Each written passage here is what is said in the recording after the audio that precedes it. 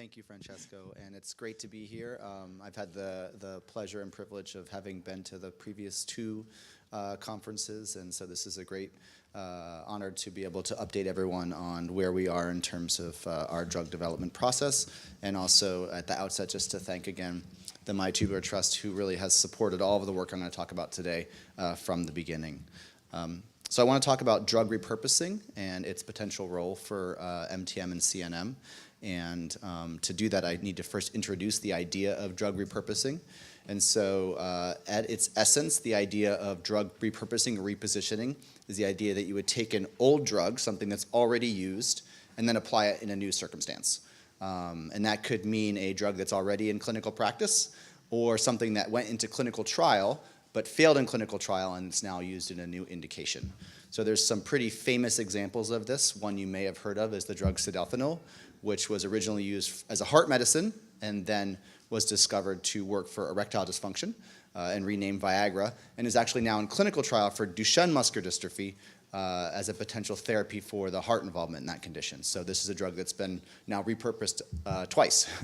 The advantages of thinking about repurposing are a couple-fold. One is that because the drug has already been exposed to patients and humans, there is safety data, and presumably the drug is safe. Its side effects have been identified and potentially known, and a lot is already known about its mechanism of how it might work. So these are all things that for a new drug have to be done prior to starting a clinical trial or coincident with a clinical trial that wouldn't have to be part of this. Quite often repurposed drugs are generics, and so they are quite inexpensive. And so the cost of doing a clinical trial would be much less. And furthermore, if the drug works, the potential cost to patients would be much less. The final thing is that because of these aspects of it having been through the regulatory process, the ability to take the drug from a preclinical model like a mouse, or as I'll show you, zebrafish, and then moving it into the clinic should be much faster because the steps in terms of trying to understand toxicity or things like that would already have been done. So those are the key advantages, and we think they're critically important and enables repurposing to have a very important position for drug development. There are some disadvantages, and probably the foremost one is that you heard about very specific therapies. You heard about gene therapy, the possibility of using an antisense molecule to reduce dynamin 2. Well, most drugs don't have that specific activity. They often work at many different levels and do many different things. And so they might not be the optimal target, and so might not produce the optimal benefit.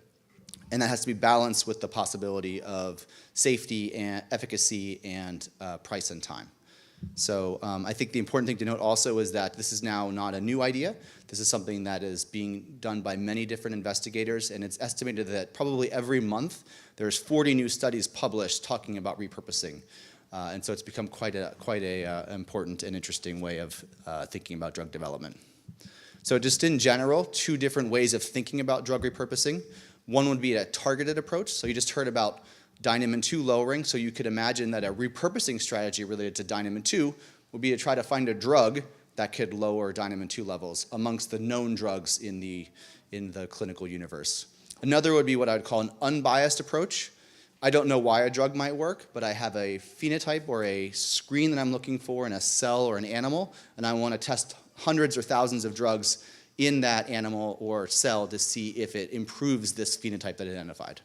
And I'm going to talk to you about both a targeted approach that we've done as well as an unbiased approach. And then also I'm going to mention at the very end what I'd call a serendipity. And probably the serendipity, as often happens in science and medicine, is the most interesting and potentially most powerful observation we've made. So before I talk about how we've done drug repositioning or repurposing, I just want to introduce the models we work on.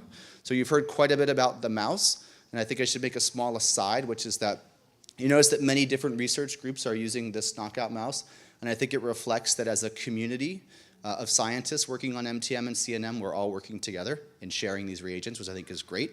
And often these reagents are supported by groups like My Tubular Trust to develop, and so it's really important that we as scientists share these reagents. In addition, we have made this little guy over here, which is a zebrafish, and we have made zebrafish that lack MTM1, and so they are a fish model of the human disease. And as such, they actually mirror or mimic many of the things that we see or would project to a fish model of a human muscle disease. And in particular, these fish can't swim. as you might anticipate, and they also die very soon after they're born. So I'm going to talk first about an older story because I wanted to give a little bit of update. It's one that I presented, I think, first 4 years ago and then 2 years ago. And this is based on our observation that the lipid molecule, that MTM1, the myotubular axon, accumulates in the muscle cells of the various models that we've looked at, both in the fish and the mouse. And we've also seen this in patient muscle. And we came up with the idea that if we could lower this lipid, that might be a potential therapeutic strategy for X-linked MTM. So this is similar to the idea of lowering Dynamin 2, but in this case we're not lowering a specific protein, but we want to lower a specific lipid. Though to do that, we've targeted a very specific protein, which is kind of a little bit of a mouthful. It's this one here, called PIK3C2B, and it's one of the proteins responsible for making this lipid, the PI3P. So an MTM, when the MTM1 protein is lost, we see increased amounts of PI3P, and what we want to try to do is lower it, and the way we want to do that is by targeting the protein that makes the lipid. And so we've done a very similar strategy to with Dynamin 2, where we've used a mouse model. We've used the MTM1 knockout mouse as our baseline, and then we've removed this kinase, this protein PIK3C2B, in the MTM1 mice. So we're going to have a couple different settings. One is the knockout mouse by itself, and the other one is the MTM mouse now missing this protein PIK3C2B. And what we found is that when we remove the PIK3C2B, it not only can prevent the mouse disease from happening, but also reverse the disease if we remove it after the animals start developing signs of weakness. So again, this is a genetic approach, and it's been quite exciting for us to see. We see essentially a complete reversal of the disease. The challenge, however, is there is not a known inhibitor that's out there, a known drug that targets this PIK3C2B. So what we did is we did try to test some of the drugs that are known to have maybe a little bit of activity against this PIK3C2B, but that also have activity against other proteins that make similar lipids. And we tested one of them called warpmannin, and I'm going to have a little video too, see if it works. Oh, you're going to, sorry, oh, it's sideways. So this is an untreated MTM knockout mouse, and it's a treated one. Hopefully you can see it's running around. It's actually quite hard to catch. And this is survival data showing that the drug produces a significant but modest improvement in mouse survival. Ooh. So based on that, we've been able to show that the genetic inhibition of this protein PIK3C2B is a very potent way of preventing or reversing the disease in the mouse, and that with a chemical that's known to target, at least in some ways, this PIK3C2B, we can get some improvement. Now the problem is this warpmannin drug and several of the other known kinase inhibitors are pretty toxic in patients. They're used as potent chemotherapeutics, but they make patients quite sick when they get them. They do treat cancer, which is good, but as a chronic therapy, they wouldn't really be amenable for use for a condition like MTM.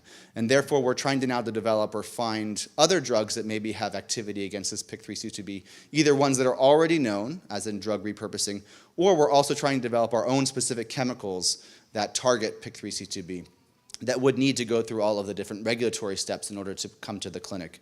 And we've been fortunate to have a collaboration between several different scientists, including myself and Jocelyn Laporte, who I think many of you are familiar with, to try to develop these specific inhibitors. While we're doing that, though, we've been continuing to search for other potential therapeutics, and now I'm going to talk about the sort of non-biased drug screening approach of drug repurposing. And for this, we used our zebrafish model, and we focused very specifically on one phenotype because it was very easy to screen. And this is our fin phenotype. So you notice this little part of the fish is called the fin, and in the MTM fish, for reasons we're still trying to understand, the fin degenerates and basically gets completely lost. And so our screen was to take fish and to generate MTM1 deficient fish, and then to expose them to thousands of drugs and try to find drugs that would prevent the fin from degenerating. And so far we've screened about 1,200 drugs. They're all from a library of drugs or a big group of drugs that have been through the FDA approval process. These are all drugs that the FDA in the US has approved as being safe in humans, so should theoretically be very good to translate or bring to patients very quickly if they work.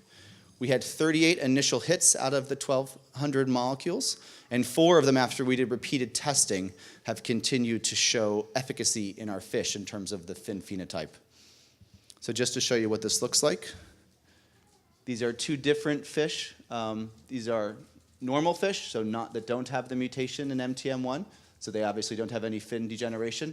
This is an untreated fish with the fin degeneration, and here is a treated fish where the fin is now restored. And so we've shown this in hundreds of fish that we can restore it with this treatment. And so what we've done now, we're calling this SK01, because we're still trying to figure out things about it.